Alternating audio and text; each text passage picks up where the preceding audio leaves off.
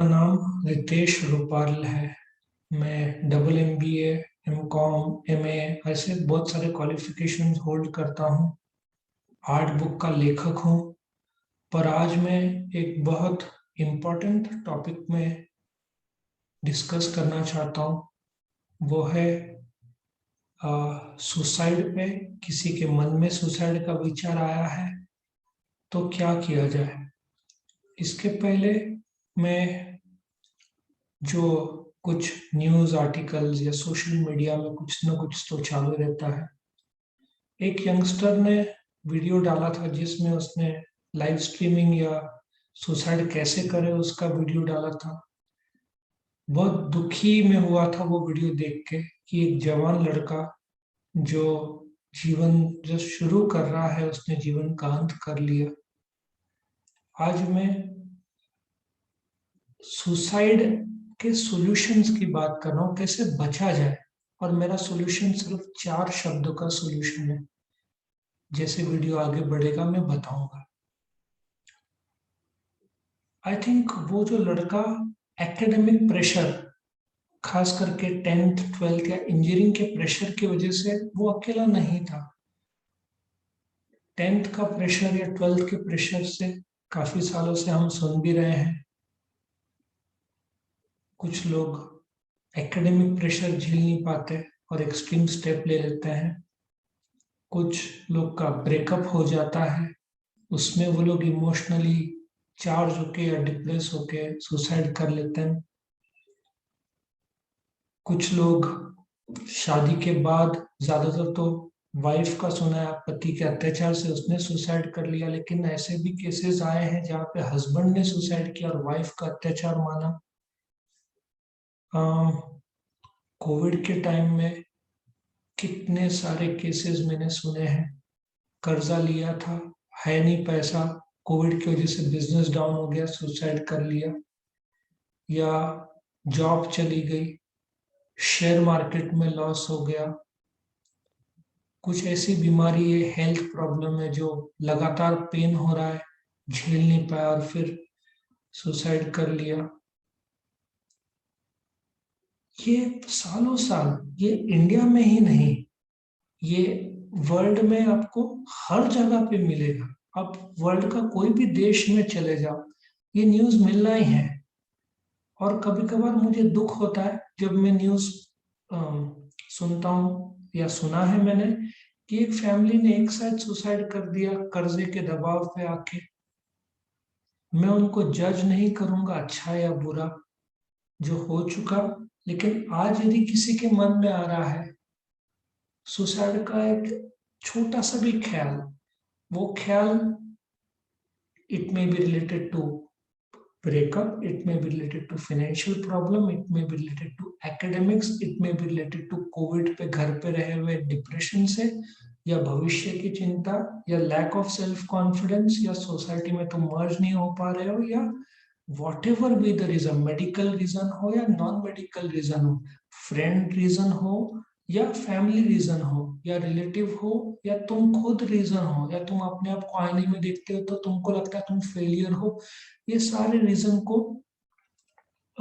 Let us assume कि reason है, लेकिन मैं 4 शब्दों की बात करूंगा। इसका सॉल्यूशन 4 शब्दों में है।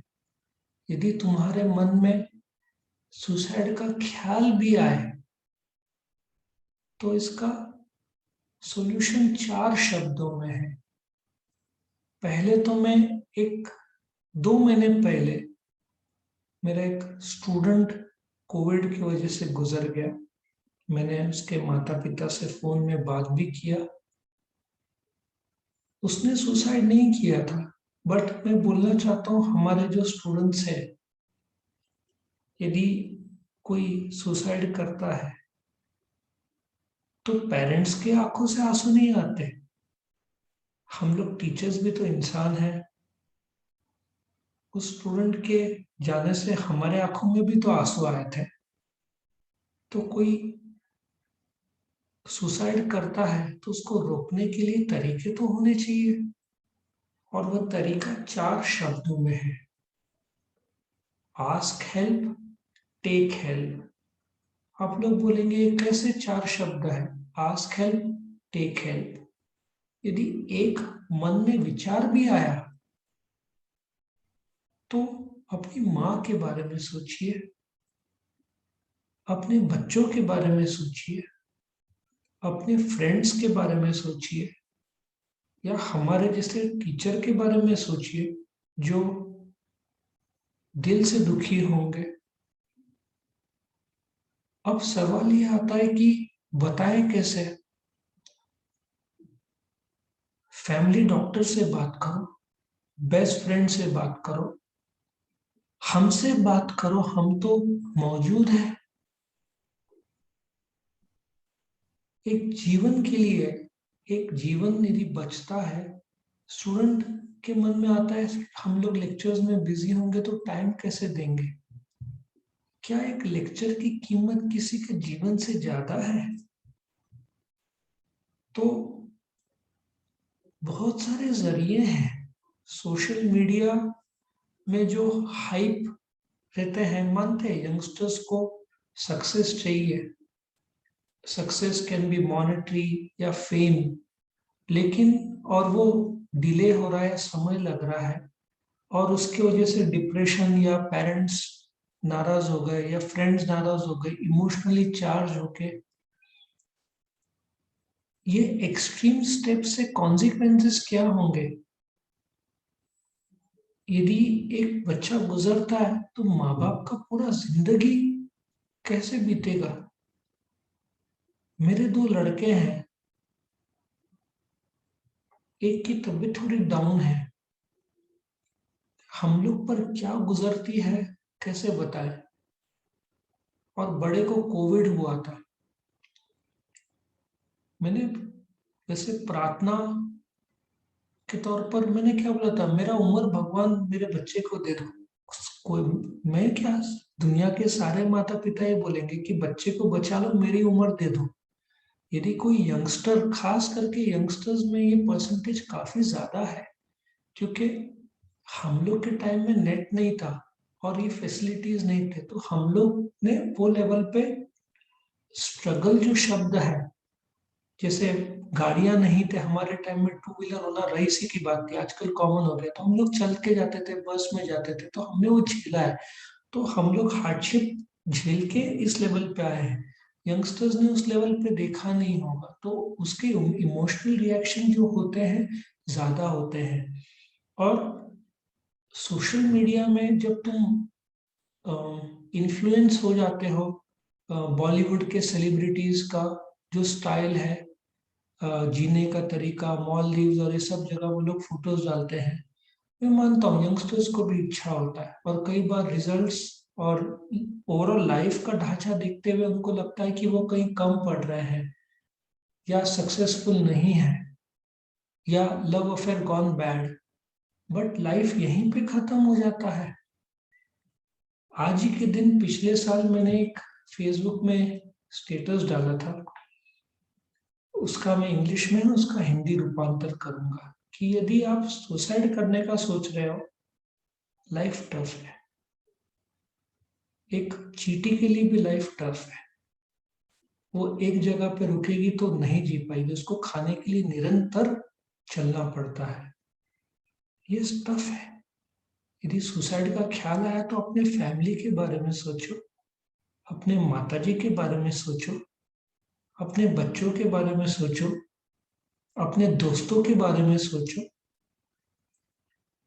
मैं मानता हूं तुम्हारे मन में अंधेरा है, रात गहरा है, तुमने होप छोड़ दिया है। मैं भी स्वीकारता हूँ, हम लोग सब, कोई भी अछूता नहीं है इस दुनिया में। मैं क्या, सबने कहीं ना कहीं जीवन में होप छोड़ा है। पर इस घने रात में, इस बादलों में के पीछे कहीं तो एक तारा है उम्मीद का। तुमने टफ लाइफ चूज किया, बट उसको खत्म इस प्रकार से नहीं होना है। तुम गड्ढे में हो, पर उस गड्ढे की भी तो एक लिमिट है, कहीं ना कहीं तो पैर पैर रखने के लिए जमीन आएगी। जैसे जेके राउलिंग ने बोला था कि सबसे लोएस्ट पॉइंट में जाकर वो पॉइंट से वापस ऊपर ही आएंगे, उससे नीचे तो जाएंगे नहीं। कोई भी सीजन परमानेंट नहीं, कोई भी पेन परमानेंट नहीं। माँ के बारे में सोचो, क्या उन्होंने तुमको छोड़ा? She didn't give up on you, so why are you giving up on yourself?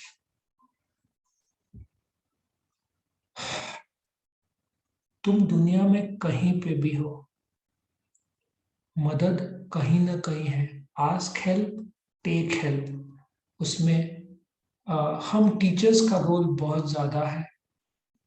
लेकिन कई बार हम लोग का लेक्चर 1 घंटे का होता है, तुम हमको फोन करो, प्राइवेट मिलने की बात करो। काफी स्टूडेंट से हमने काउंसलिंग किया, कुछ लोग को डॉक्टर्स के पास भी भेजा जब लगा कि एक्सट्रीम केस है। बट मैं हाथ जोड़ता हूँ, कुछ भी सुसाइडल थॉट्स आते हैं, अपने माँ के बारे में सोचो। और किसी को तो फोन करो जिस पर तुम भरोसा करते हो, और मन में रखने के बजाय, और फिर मन में ही इमेजिन करके वही एक्सट्रीम स्टेप्स लेने के बजाय सॉल्यूशन की तरफ तो ढूंढो। प्रॉब्लम में कितने दिन अटकोगे? प्रॉब्लम में अटकने के बजाय सॉल्यूशन कुछ तो होगा, कहीं ना कहीं तो होगा। कोई भी डिप्रेस्ड आदमी एक ही चीज बोलेगा, मेरे लाइफ में कुछ बचा ही नहीं है। कहीं तो उम्मीद होगी, जीवन ऐसा तो नहीं है कि कंप्लीट शटडाउन हो गया है। कंप्लीट शटडाउन तो कहीं नहीं होता, कुछ तो सॉल्यूशन होगा जिंदगी को आगे बढ़ाने का। मंदिर में गए हो, कई बार लोग बोलते हैं मैंने मंदिर जाना छोड़ दिया। वो टॉपिक से ज्यादा तुम सॉल्यूशन की तरफ जाओ। तुम्हारे पास टीचर्स है, डॉक्टर्स है, पेरेंट्स है, फ्रेंड्स है, रिलेटिव्स है। किसी से तो डिस्कस करो। मन ही मन अकेले तड़पने और जलने के बाद खुद ही मन में इमेजिन कर लिया कि कोई सॉल्यूशन नहीं है, और प्रॉब्लम पे फंसते गए, अटकते गए, और फिर लास्ट में फैसला ले लिया। तुम सिर्फ इमेजिन करो, यदि मन में विचार आया, तुम्हारी माँ क्या सोचेगी, तुम्हारे पिताजी, भाई बहन पे क्या गुजरेगी, बच्चे पर क्या गुजरेगी, फ्रेंड्स पर क्या गुजरेगी। और हम जैसे टीचर के बारे में भी सोच लो कि हम पर क्या गुजरेगा। हम पर भी बहुत ज्यादा गुजरता है। कोई बच्चा चोट मेरे तो हम पर तो गुजरना है ही, ये तो सच बात है। तो भगवान के लिए जीवन को आगे बढ़ाओ, प्रॉब्लम में अटको मत। 4 शब्द: आस्क हेल्प, टेक हेल्प।